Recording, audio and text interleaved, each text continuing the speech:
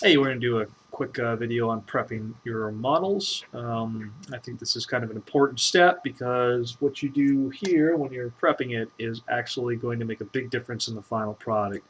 Little variations and issues that you have with your model now are going to cause bigger deficiencies when you actually get it painted, and it's going to look kind of sloppy. So we're going to go ahead and we're going to clean this up. Now you'll see here, this is still in pieces. Whenever I do my model and I get ready to assemble it and paint it, I always keep it in its pieces. So a good example, usually especially on stuff like this, you're going to see the mold lines. And those mold lines right there, as here, kind of a pain. Now there are many different ways to take these things off. I've tried a Dremel before, sandpaper, all that kind of stuff. There's really only two things that work pretty well. This right here is for clay, and it's a little tool that I got at a local hobby store, and it's basically just a spade and kind of a hook. Both of these are steel and they're pretty sharp, and they work pretty well. So all you do is you're just going to go and you're going to scrape this until it disappears. As you can see, not a big deal. Here in the end, we may add get a pin vise and drill this out so it's kind of got a barrel to it, so to speak, or the barrel is hollow, make it look a little better. But that's beside the point. We can do that later. And all I'm doing here is I'm holding it at a little bit of an angle towards the way that I'm scraping. I don't want to go back. If I hold the knife this way, what will happen is if I push too hard, it's going to cut into the model. You don't want that. So you kind of hold it towards you, and you're just scraping. And this stuff is real soft anyway, and you're going to be able to scrape most of it away. Now, I will say that this is one of the biggest pains in the butt that you're going to face when you actually do the model. This is one of the unfun parts, right? I can't stand doing this to the models. I really can't. You get these models in, and I buy them from eBay, try to get it for a little cheaper price, and then I get them in, and I got to spend what seems like an eternity doing this, and it's a real pain. And even though the guys I buy it from, they do their best to take it off the sprue, nobody's really perfect, especially unless you're taking a real interest to be very, very detailed. You're always going to miss some stuff, and you're going to especially find the annoying parts are going to be really bad around these type of areas right here. Oops, where you have like little bits. And we have these little rivets right here. Those are a real pain to get around because the mold line actually goes over the rivet. So if you just draw your knife this way, you're actually going to be kind of scraping off part of the rivet. So you kind of have to get on one side of the rivet and scrape, and the other side of the rivet scrape, and then go over the rivet and scrape. No two ways about it. This step of doing modeling and doing miniatures just really sucks. So get over it and just get it done. But I will say, as much as it sucks, it's a must-do. If you don't, when you get it done, and I've seen models that don't have it done, it's going to look like crap. So you want your model to look good, and you're a good painter, and you want a good product, you have to kind of be proficient and be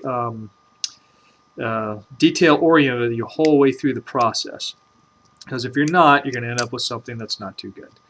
Now, any of these mold lines will especially be accentuated when you're doing any kind of wash. The wash is really going to find these things and stick to it.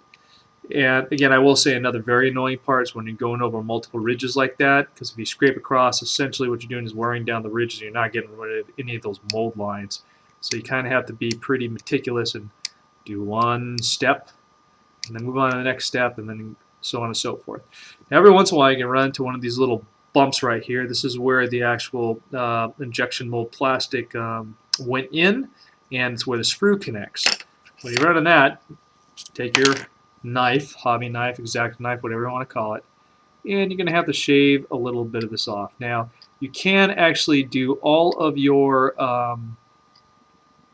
mold line removing with a X-Acto. If you want, you do the exact same thing here. It works just fine. There really is no difference to it except you have an extra sharp instrument in your hand between that and using that other device. Now this one's a little bit wider. It tends to do, I think, a little bit better job. It's also a little more forgiving if you make a mistake. It's not as sharp, so it won't cut into the model and make a mess of things. Anyway, go through and do the best you possibly can. Most models do a pretty good job at putting the mold lines on a place where they connect. So the mold line will actually follow the contour of this right here, which is fantastic, but obviously in some cases it doesn't. And now you got this big nasty mold line and a sprue connection right on a nice round piece. And this is where sandpaper probably comes in very, very handy. Or if you do have a Dremel with a very soft attachment, you could try and get this down and blend into it. It's not rocket science. Try it. You'll understand. When you see it, you'll figure out a way to do it. Obviously, here I am doing it with my X-Acto. Okay. Anyway, so you do all that, and you get it all done, and it's fantastic and perfect, and everybody's happy. And you get all the mold lines done. You're like, yes, now I'm ready to put together. When you put together a model, two things you have to remember. The first one is that when you put it together, what are you going to be blocking out that's going to be hard to get to later when you paint? I'll do an example. This is a Skaven warp fire thrower team, something or another. Anyway, you see when I put it together, how this hose goes in front of these guys right here, and the hands are kind of hard to get to, and this is kind of hard to get to, and that's kind of hard to get to. Maybe not the best time to put it together right now, to tell you the truth. I'm going to do it anyway because I'm a glutton for punishment, but and I want to do something else with these. But just kind of keep that in mind that if things obscure and make other portions hard to reach, you may want to leave it in pieces. I'll get to this other point here in a second. You leave it in pieces. You paint this piece, you paint that piece, and then you put them together and everything. All right, simple as that. Other times, as in this right here, it doesn't really obscure anything, and you're okay to do it. Now, when you do, let me take off that big piece. Everyone's running a very large mold piece like that. Let's need my X-Acto for this. By the way, the sharper your X-Acto, the better job it will be taking off those buds right there. I actually want a very sharp X-Acto knife whenever you're doing this stuff, just because it sharper the knife, the less chance of injury. Because when you have a dull knife, you start getting into something like this, and you have to start putting pressure, and you start shaking, and all of a sudden it goes slips right through, and it goes right through the plastic, and then part of your finger, and you bleed all over your model, and it's, you know, just no fun. Sharp X-Acto. Anyhow. So this is actually a piece okay to put on. The other real quick tip when you're doing this is that sometimes the way that some of these are formed, the holes here are just a little bit smaller than the pegs. I think that's meant to be a pressure fit or snap fit as they call it. That could be a real pain sometimes because it's actually too small, and you try and put it in, and then you need Arnold Schwarzenegger here to actually push it into place. And it just doesn't work all the time. So you can drill those out. I always test it real quick, and if it goes together fairly easy, like this one did, it went together pretty easy, then you're good to go. Now, a few ways to put this thing together. I would first advise just to get some normal super glue right here. This is adhesive. I got it. You know, it's a thick kind of a gel type. I like the gel type better myself. It's cheap super glue, and it works fine on plastic models. If you start talking about metal models, well, you have a different answer because it's a different story. But anyway, just normal super glue. And the other thing that I just got in the mail here is Mr. Cement Deluxe from that looks Chinese to me. Yeah, Chinese maybe. So I think those are Japanese. Let's see, Thailand maybe. Well, if I read whatever that language is, I could tell you where the hell it's from, but I can't. Oh, well, hold on a second. It might be a thing. Made in Japan. Hey, look, I got it right. So, Mr. Cementa Deluxeru for plastic models. This is a plastic cement, which means when you put it on, it's supposed to melt the pieces together, and you get a really strong bond. So, because these two pieces can go together, and we're good to put those together, we're going to try it. Now, I have not really tried this stuff here before. I've seen how you're supposed to do it, so we're going to see how it works. Now I'm just going to put it very lightly around the edges here of wherever this stuff's supposed to meet. I really don't know if there's a time limit on this. You're supposed to hurry up and throw it on if it's already dried here. Don't touch it, don't breathe it, all that kind of stuff I'm sure applies. Ooh, that stuff really stinks. Okay. If it is that, you need to actually push it together to get it to seal. And then you sing your favorite nursery rhyme while you're holding it together. The only nursery rhymes I really remember are all done by Androdized Clay, so I won't do any of those for you.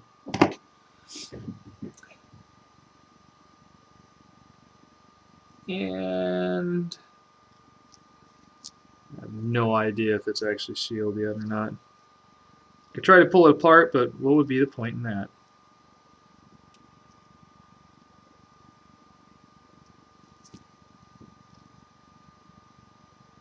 Okay, fantastic. So it is sealed on there now.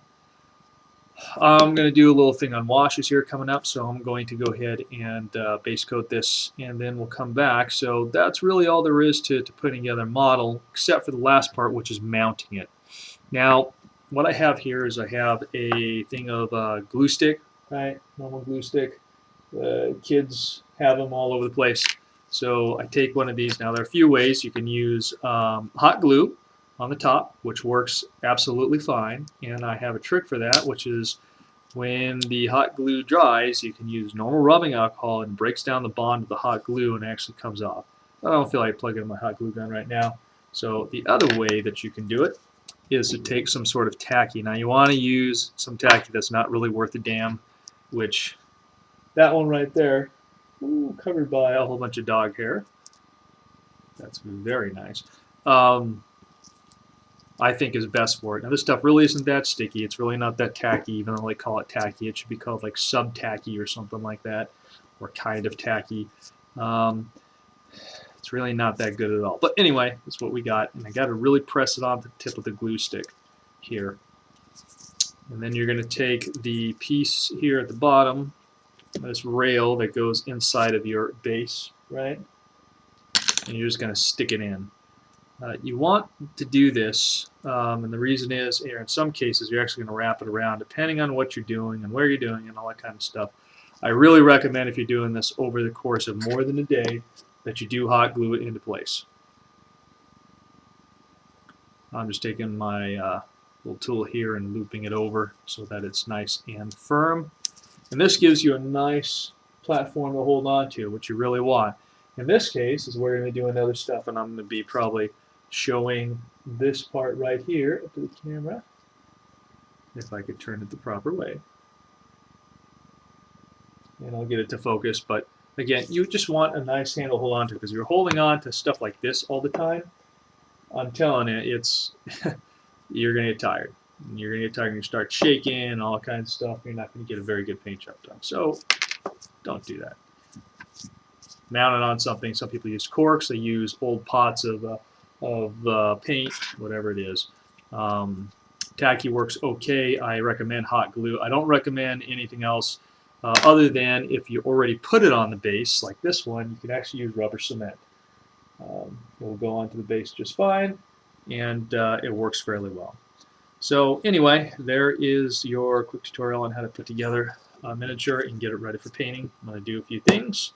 I'll try a different sort of tutorial after this. Bye.